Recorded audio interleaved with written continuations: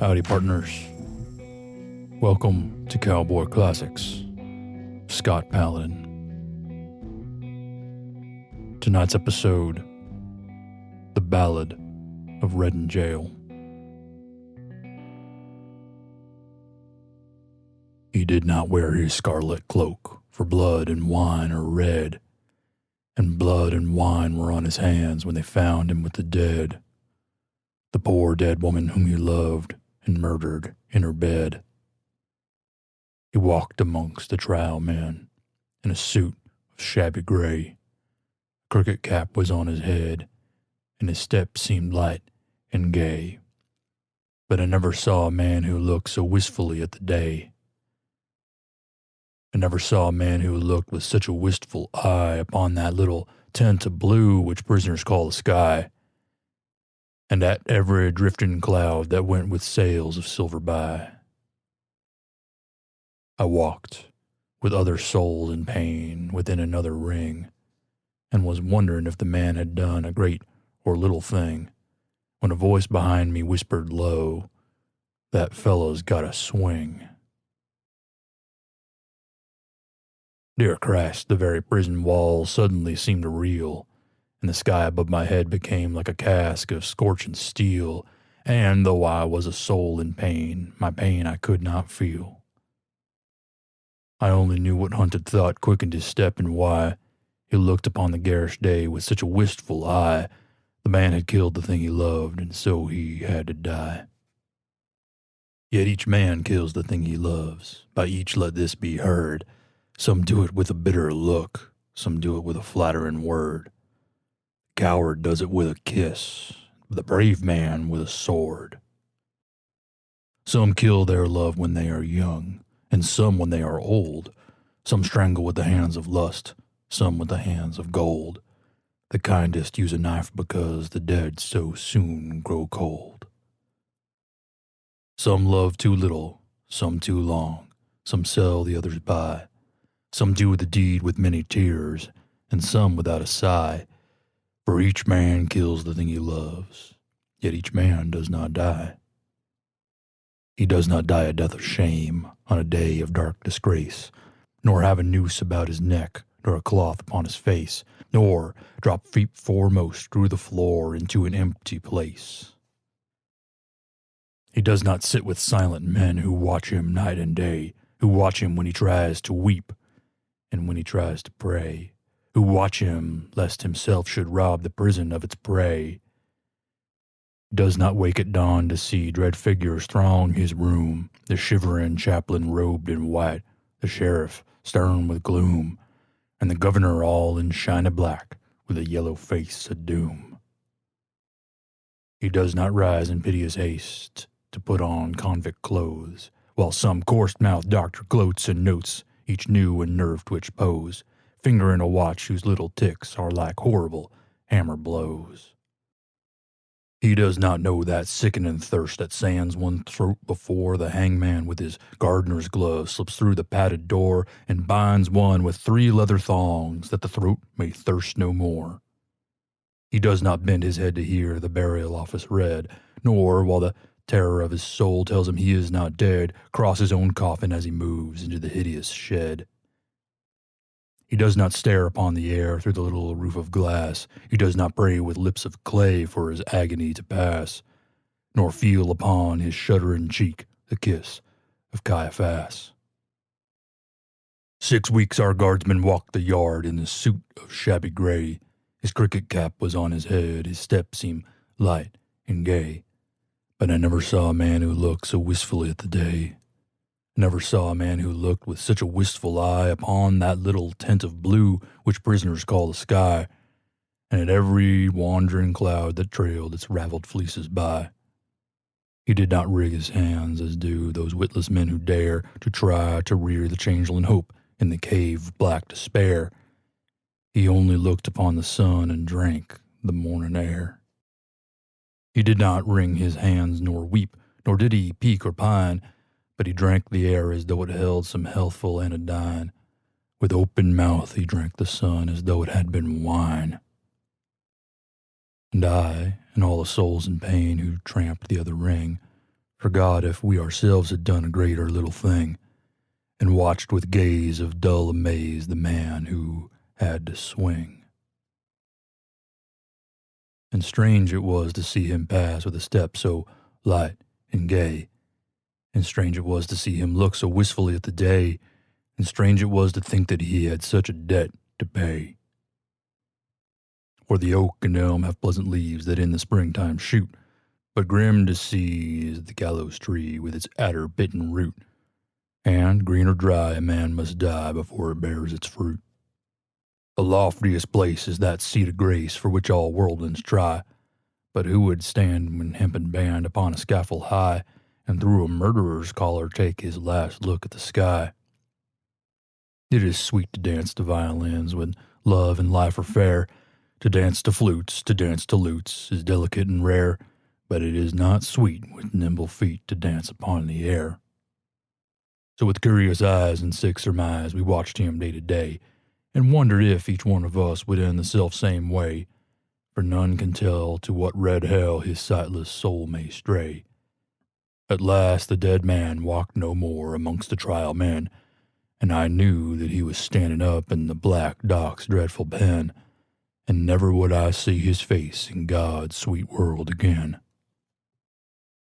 Like two doomed ships that pass in storm, we had crossed each other's way, but we made no sign, we said no word, we had no words to say, for we did not meet in the holy night, but in the shameful day.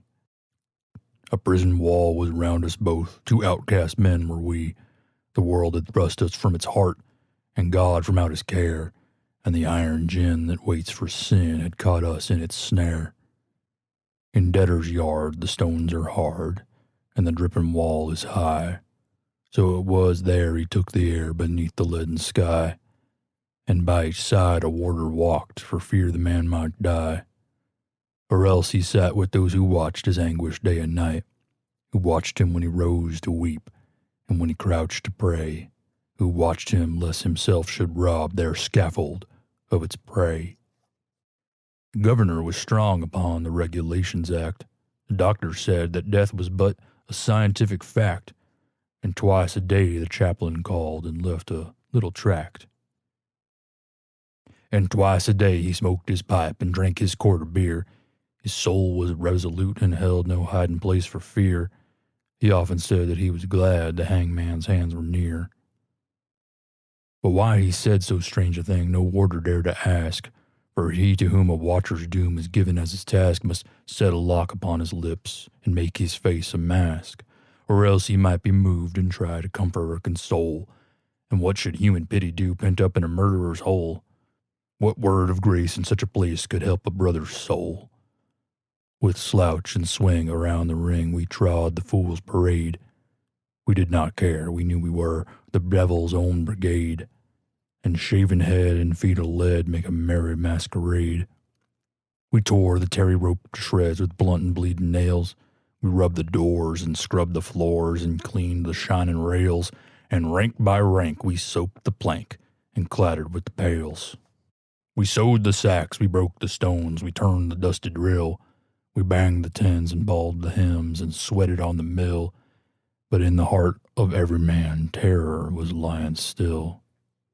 So still it lay that every day crawled like a weed-clogged wave, and we forgot the bitter lot that waits for fool and knave, till once, as we tramped in from work, we passed an open grave.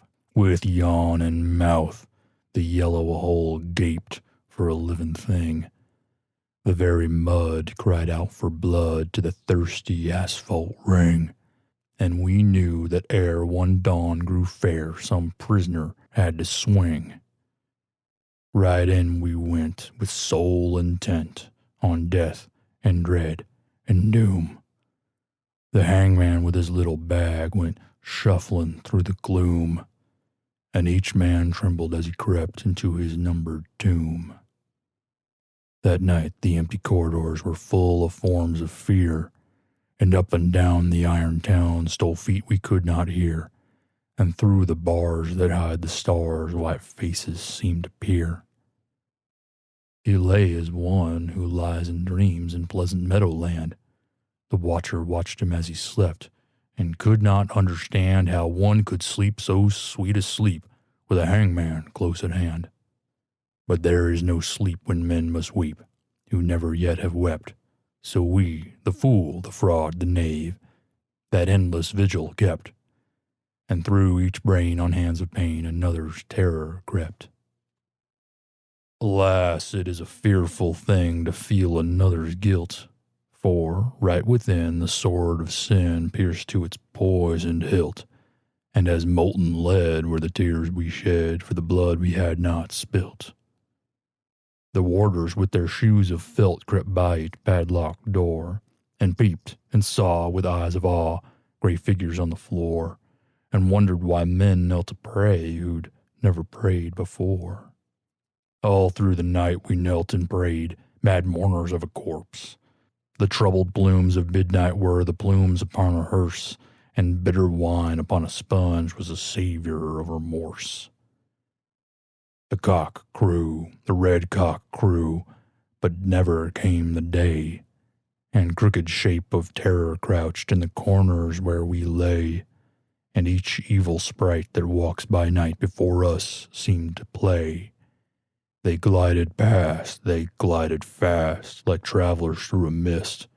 They mocked the moon in a rigadoon of delicate turn and twist, and with formal pace and loathsome grace the phantoms kept their tryst. With mop and mow we let them go, slim shadows hand in hand, about, in ghostly rout they trod a saraband, and the damned grotesques made arabesques like the wind upon the sand. With pirouettes of marionettes they tripped on pointed tread, but with the flutes of fear they filled the ear, as their grisly mask they led, and loud they sang, and loud they sang, for they sang to wake the dead. Oh ho, they cried, the world is wide, but fettered limbs go lame, and once or twice to throw the dice is a gentlemanly game, but he does not win who plays with sin in the secret house of shame. No things of error these antics were that frolicked with such glee to men whose lives were held in gyves and whose fate might not go free.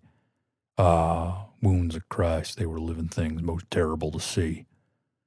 Around they waltzed and wound, some wheeled in smirking pairs, with mincing step a demerep, some sidled up the stairs, and with subtle sneer and fawn and leer each helped us at our prayers. The morning wind began to moan, but still the night went on. Through its giant loom the web of gloom crept till each thread was spun, and as we prayed we grew afraid of the justice of the sun. The moaning wind went wandering round the weeping prison wall. Like a wheel of turning steel we felt the minutes crawl. Oh, moaning wind, what had we done to have such a seneschal? At last I saw the shadowed bars like a lattice wrought in red. At last I saw the shadowed bars like a lattice wrought in lead move right across the whitewashed wall that faced my three-plank bed, and I knew that somewhere in the world God's dreadful dawn was red. At 6 o'clock we cleaned our cells. At 7 all was still, but the slough and swing of a mighty wing the prison seemed to fill. For the Lord of Death, with icy breath, had entered in to kill.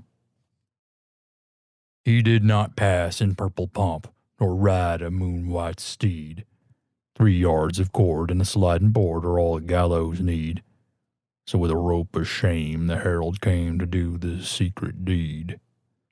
We were as men who through a fen of filthy darkness grope. We did not dare to breathe a prayer or give our anguish scope. Something was dead in each of us, and what was dead was hope. For man's grim justice goes its way and will not swerve aside. It slays the weak, it slays the strong, it has a deadly stride. With iron heel it slays the strong, the monstrous parricide. We waited for the stroke of 8, each tongue was thick with thirst. For the stroke of 8 is the stroke of fate that makes a man accursed. And fate will use a running noose for the best man and the worst. We had no other thing to do save to wait for the sign to come. So, like things of stone in a valley lone, quiet we sat and dumb. But each man's heart beat thick and quick, like a madman on a drum. With sudden shock, the prison clock smote on the shivering air, and from all the jail rose up a wail of impotent despair, like the sound that frightened marshes hear from a leper in his lair. And as one sees most fearful things in the crystal of a dream, we saw the greasy hempen rope hooked to the blackened beam, and heard the prayer of the hangman's snare strangled into a scream, and all the woe that moved him so that he gave that bitter cry, and the wild regrets and the bloody sweats none knew so well as I. For he who lives more lives than one, more deaths than one, must die. There is no chapel on the day in which they hang a man. Chaplain's heart is far too sick, or his face is far too wan. Or there is that written in his eyes which none should look upon. So they kept us close till nigh on noon, and then they rang the bell, and the warders with their jingling keys opened up each listening cell, and down the iron stair we tramped, each from his separate hell. Out into God's sweet air we went, but not in a wonted way, for this man's face was white with fear, and that man's face was gray, and I never saw sad men who looked so wistfully at the day. I never saw sad men who looked with such a wistful eye upon that little tent of blue we prisoners call the sky, and at every careless cloud that passed in happy freedom by. But there were those amongst us all who walked with downcast head, and knew that had each got his due, they should have died instead. He had but killed a thing that lived, else they had killed the dead. For he who sins a second time wakes a dead soul to pain, and draws from it its spotted shroud, and makes it bleed again, and makes it bleed great gouts of blood, and makes it bleed in vain. Like ape or clown in monstrous garb, with crooked arrows starred, silently we went round and round the slippery asphalt yard. Silently we went round, and no man spoke a word. Silently we went round, and through each hollow mind the memory of dreadful things rushed like a dreadful wind, and horror stalked before each man, and terror crept behind. The warders strutted up and down and kept their herd of brutes. Their uniforms were spick and span, and they wore their Sunday suits. But we knew the work that they'd been out by the quicklime on their boots. For where a grave had opened wide, there was no grave at all, only a stretch of mud and sand by the hideous prison wall, and a little heap of burning lime, that the man should have his pall. For he has a pall, this wretched man, such as few men can claim. Deep down below a prison yard, naked for a greater shame, he lies with fetters on each foot, wrapped in a sheet of flame. And all the while the burning lime eats flesh and bone away. It eats the brittle bone by night, and the soft flesh by day. It eats the flesh and bones by turns, but it eats the heart all way. For 3 long years they will not sow, or root, or seedling there. For 3 long years the unblessed spot will sterile be and bare, and look upon the wandering sky with an unreproachful stare. They think a murderer's heart will taint such simple seed they grow. It is not true. God's kindly earth is kindlier than men know, and the red rose would blow more red, and the whiter rose whiter blow. Out of his mouth a red, red rose, out of his heart a white. For who can say by what strange way Christ brings his will to light? Since the barren staff the pilgrim bore bloomed in the great Pope's sight. But neither milk-white rose nor red may bloom in prison air. The shard, the pebble, and the flint are what they give us there, for flowers have been known to heal a common man's despair. So never will wine red rose or white petal by petal fall on that stretch of mud and sand that lies by the hideous prison wall, to tell the men who tramp the yard that God's Son died for all. Yet, though the hideous prison wall still hems him round and round, and a spirit man not walk by night that is with fetters bound, and a spirit may not weep that lies in such unholy ground, he is at peace, this wretched man, at peace, or will soon be. There is no thing to make him mad, nor does terror walk at noon, for the lampless earth in which he lies has neither sun nor moon. They hanged him as a beast is hanged. They did not even toll a requiem that might have brought rest to his startled soul, but hurriedly they took him out and hid him in a hole. They stripped him of his canvas clothes and gave him to the flies. They mocked the swollen purple throat and stark and staring eyes, and with laughter loud they heaped the shroud in which their convict lies. The chaplain would not kneel to pray by his dishonored grave, nor mark it with that blessed cross that Christ for sinners gave, because the man was one of those whom Christ came down to save. Yet all is well, he has but passed to life's appointed burn, and alien tears will fill for him pity's long broken urn, for his mourner will be outcast men, and outcasts always mourn. I know not whether laws be right, or whether laws be wrong. All that we know who lie in jail is that the wall is strong, and that each day is like a year whose days are long. But this I know, that every law that men have made for man, since first man took his brother's life and the sad world began, but straws the wheat and saves the chaff with a most evil fan. This too I know, and wise it were if each could know the same, that every prison that men build is built with bricks of shame, and bound with bars lest Christ should see how men their brothers maim. With bars they blur the gracious moon, and blind the goodly sun, and they do well to hide their hell, for in it things are done that Son of God nor Son of Man should ever look upon. The vilest deeds, like prison weeds, bloom well in prison air. It is only what is good in man that wastes and withers there. Pale anguish keeps the heavy gate, and the warder is despair.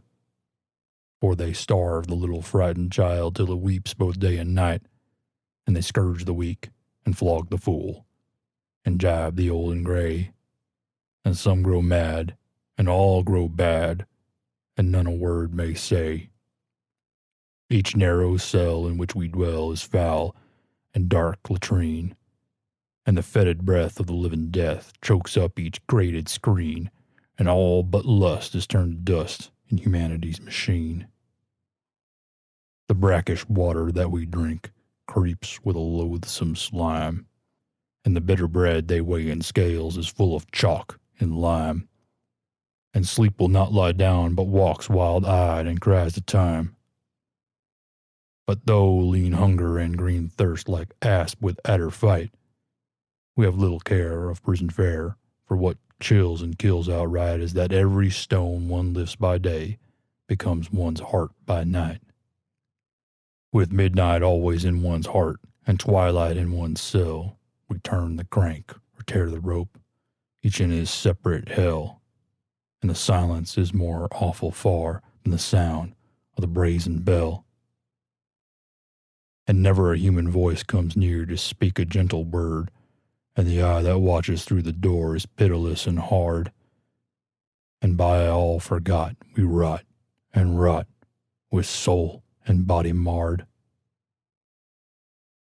And thus we rust life's iron chain, degraded and alone, and some men curse, and some men weep, and some men make no moan, but God's eternal laws are kind and break the heart of stone. And every human heart that breaks in prison cell or yard is as that broken box that gave its treasure to the Lord and filled the unclean leper's house with scent of costliest nard. Ah, happy day when those whose hearts can break and peace of pardon win.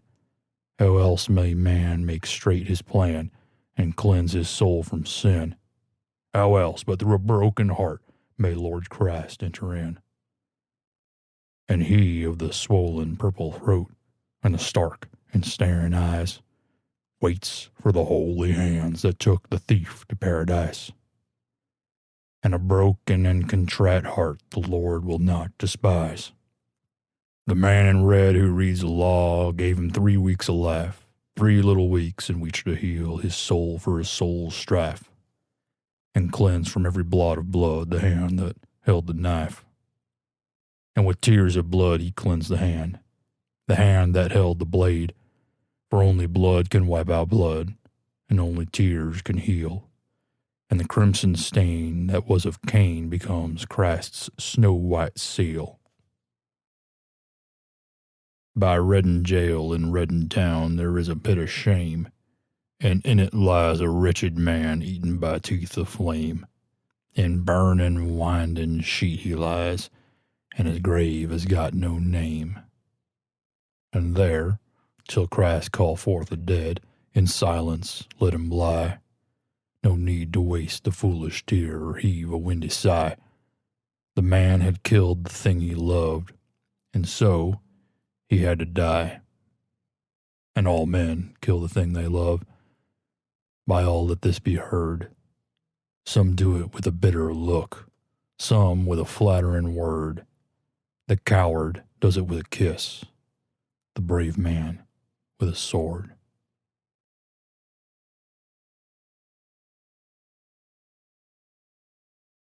Thank you for joining us for this episode of Cowboy Classics with Scott Paladin.